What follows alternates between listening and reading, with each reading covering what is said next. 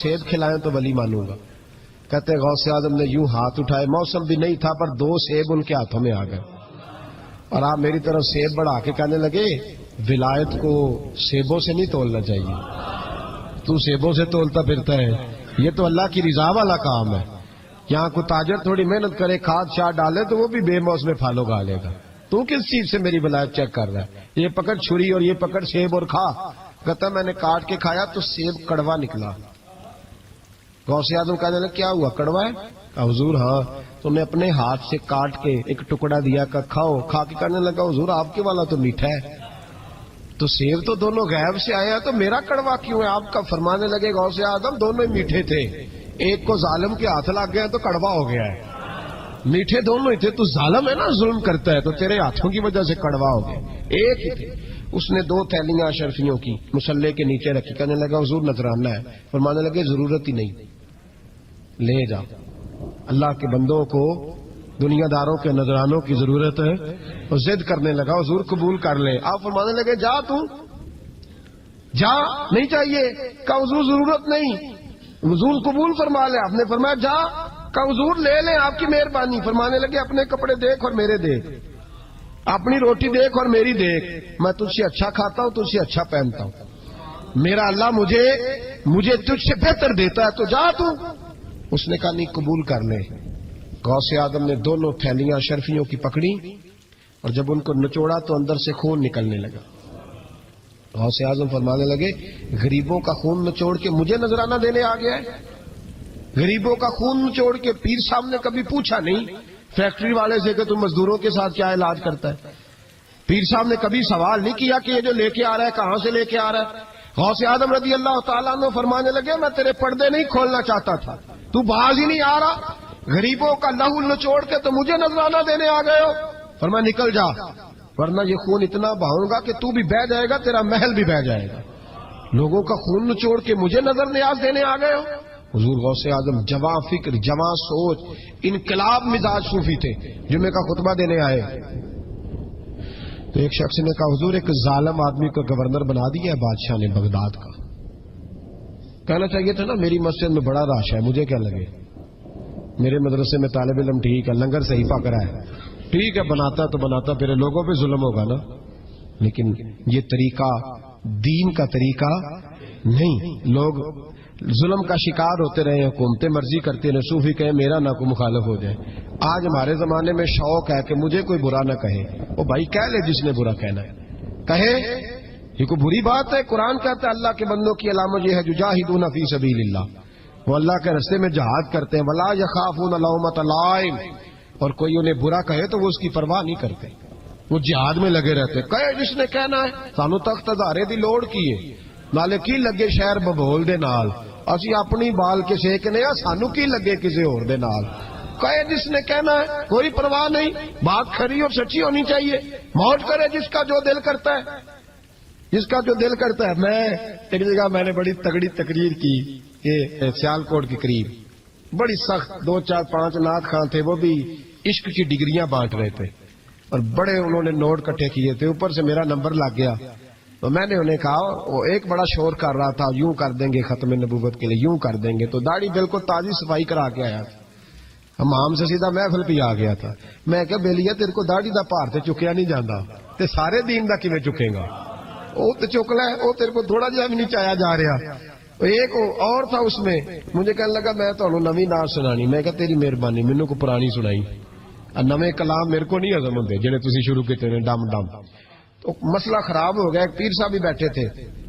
आप यकीन करें नबी पाक की नात हो रही है और इशारा पीर की तरफ हो रहा है, इशारा पीर की, हुजूर की नात, नबी पाक की नात हो रही और इशारा। भाई जो शेर हुजूर के नाम क्या वो किसी पीर पे फिट करना दुरुस्त है? वो भी मस्त होया 100 के नोट काट काट के दे रहे हैं, मेरी गल हो रही। तो मैंने कहा शर्म करो, अल्लाह से डरो। और बाहर निकले ना तो टायर पंक्चर था गाड़ी का, गाड़ी का टायर पंक्चर था। तो मैं एक बंदे को क्या भी उन्हें पहुंचना है, उस दिन मुझे वापस वजीराबाद भी आना था, टायर पंक्चर हो गया।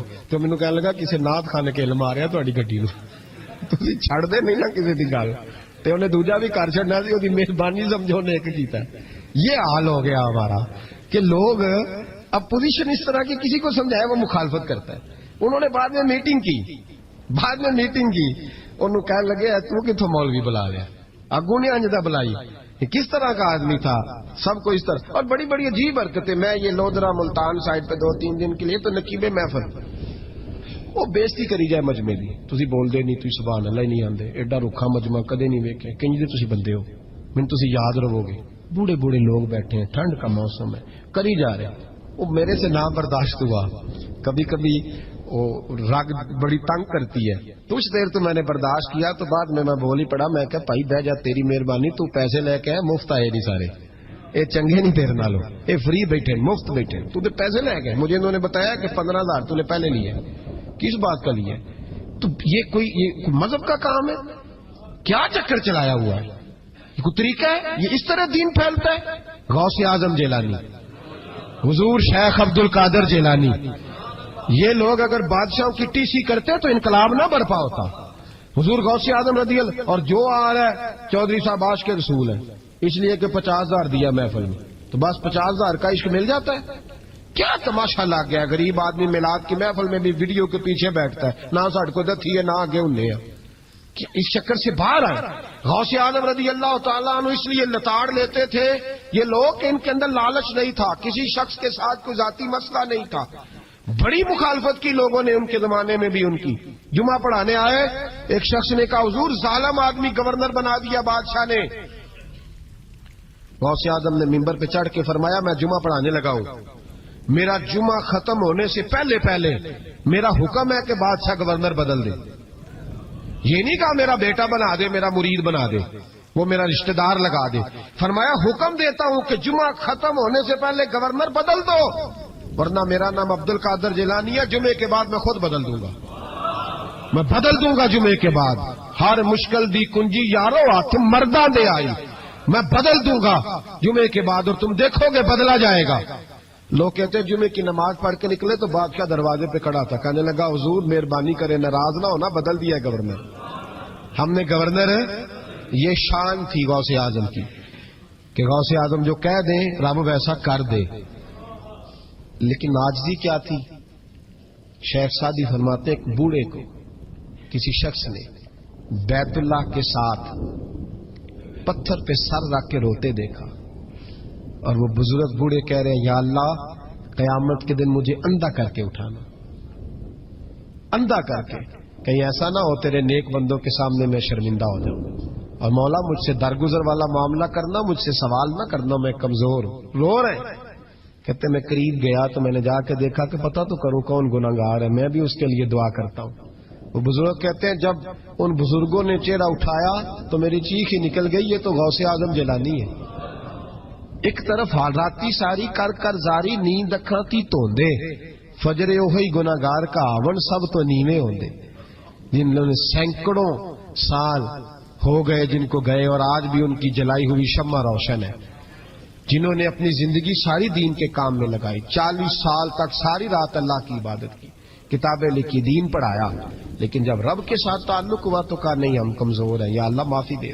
بھائیو, ہمارے بزرگوں نے ہماری تربیت کی, انہوں نے ہمیں سمجھایا, انہوں نے ہمیں کہا کہ فیض اس چیز کا نام نہیں کہ تو کہے بڑے میرے بارے نیارے ہو گئے, دکان چمکنے لگی. فیض تو یہ ہے کہ تیرا دل دین سے کتنا جڑا ہے, تیرے اندر روحانیت کتنی پیدا ہوئی, اخلاقی قدریں تیری کتنی بحال ہوئی. غوث اعظم سے کسی نے کہا تو حضور دعا قبول نہیں ہوتی, فرمایا 3 شرطیں ہیں, تیری ہر دعا اللہ قبول فرمائے گا. کہا حضور کون سی؟ فرمایا رزق جب بھی کھانا حلال کھانا, اور تیری زبان سے کبھی رب کی ناراضگی والا فکرہ نہ نکلے, اور جب تو بات کرے تو نفس کے لیے کبھی نہ کر, اللہ کی رضا کے لیے کر. عبد القادر وعدہ کرتا ہے تو جو دعا بھی کرے گا مالک تیری قبول فرمائے گا. اپنے نفس کی رضا کے لیے, اپنے باطن کو خوش کرنے کے لیے سارا دن داستانے نہ چھیڑ, اللہ کی رضا کے لیے بول. ہم کتنا بولتے ہیں, لیکن نفسانی باتیں, نفسانی خواہشیں, یہ کہنے کے لیے کہ لوگ نیچا دیکھ لیں گے کیا ہو جائے گا. خدا را اللہ کی رضا کے لیے جب بولیں گے تو اللہ راضی ہوگا. انشاءاللہ آئندہ جمعہ تو مبارک ہو, جمعے کی نماز کے دوران ہی 11ویں شریف پڑھیں گے انشاءاللہ تعالی. جمعے میں پھر سے حضور غوث پاک کی بات کریں گے, جمعے کے بعد ان کی منقبت سنیں گے انشاءاللہ, اور لنگر شریف پکائیں گے انشاءاللہ 11ویں کو.